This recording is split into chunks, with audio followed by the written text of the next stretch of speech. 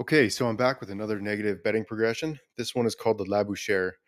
It's got some interesting results, including a situation where it actually works better with a worse house edge. We've seen that negative betting progressions don't have the best track record, but I think this one could be different. It has some really surprising results and some crazy potential, and I'll get into that at the end of the video. The Labouchere is a strategy that millions of people use to make huge profits in the casino. You reincorporate your losses back in and follow the system to grind your way into a profit. The risk is spread out and your bankroll is being managed properly. It's a little bit complicated, but it's definitely compelling. So, we're going to find out what the best sequence is and how much money you need to unlock the crazy potential that this system has. Now, the Labouchere works by creating a list of numbers that equal your target profit. Your bet is equal to the first and last number on that list, and if you win, you remove the first and last number. If you lose, you add the bet that you just lost to the end of the list and you create a new bet based on the first and new last number of that list. This is what's known as recursion, something that depends on a previous version of itself to create the next version. So when that sequence is done, you restart or you go home. Now, I tested this strategy with multiple games, multiple sequences, and multiple bankrolls just to see how much money we can win using this in the casino. Now, on to the fun stuff. So, as with most negative progressions, they are very weak to losing streaks. And with the Labouchere, one of the problems we run into is the sequences tend to become longer and longer. On its own, this isn't the end of the world. We only need to win half as many times as we lose, and we've got our profit. As I mentioned earlier, when we lose, we add our losing bet to the end of the sequence and then create a new bet based on that. We're seeing that the more that we lose, the larger the bets become as they're added to the sequence. After a losing streak, the more you win, the more aggressively you are chasing your losses with this system. This is because of its recursive nature. We can see that everything starts out okay, seems nice and safe, and then it turns into an out of control roller coaster. Bets become larger and larger as they're based off your previous losses until you reach the end of the sequence or your bankroll. Speaking of which, we are seeing a ton of variance in the bankroll.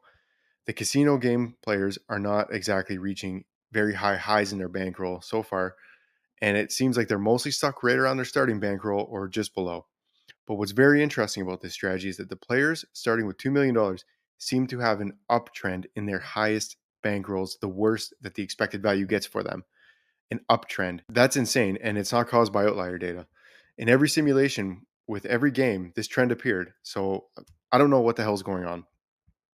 Now, on the lowest of lows, our bankroll tended to average well below 50% of our starting bankrolls.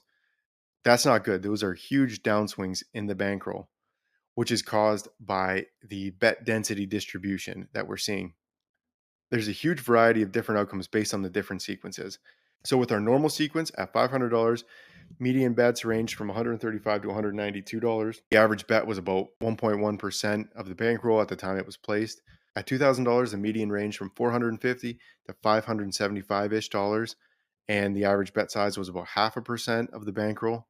At 20,000, the medians here are much smaller, $4 to $6, which is due in part to the larger bankroll allowing more sequences to complete and the smaller bets to accumulate.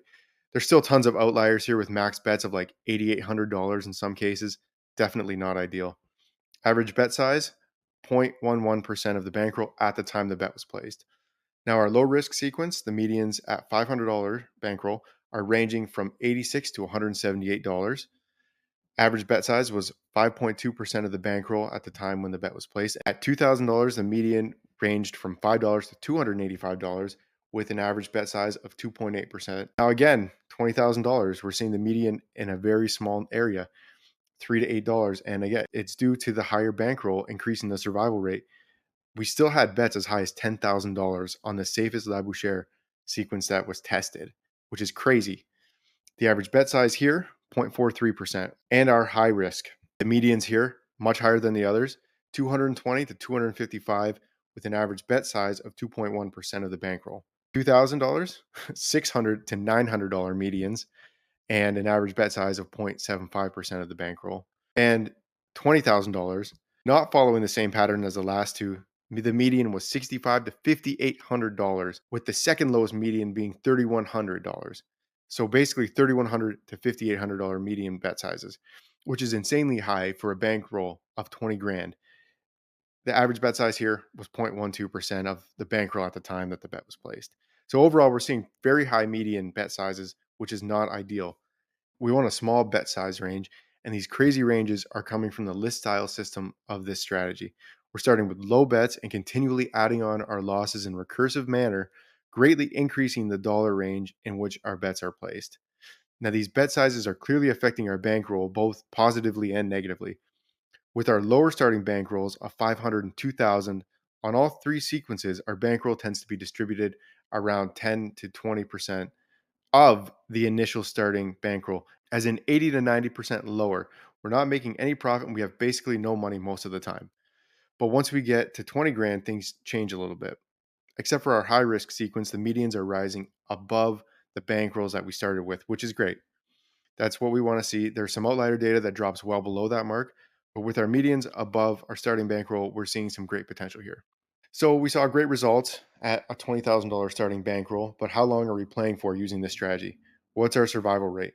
Unfortunately, it's not very good. We'd hope to see ideally 98 to 95% at worst with an average bankroll distribution above our starting bankroll and a relatively small median bet size.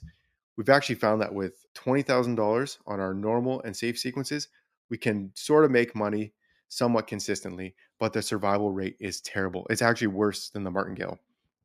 With the normal sequence, it's a 45% bankruptcy rate. The safe one, it improves to 41%. And our high risk sequence has an insane 63% failure rate. So every time you add money into your account, you have a 63% chance of going bust using this strategy. Terrible.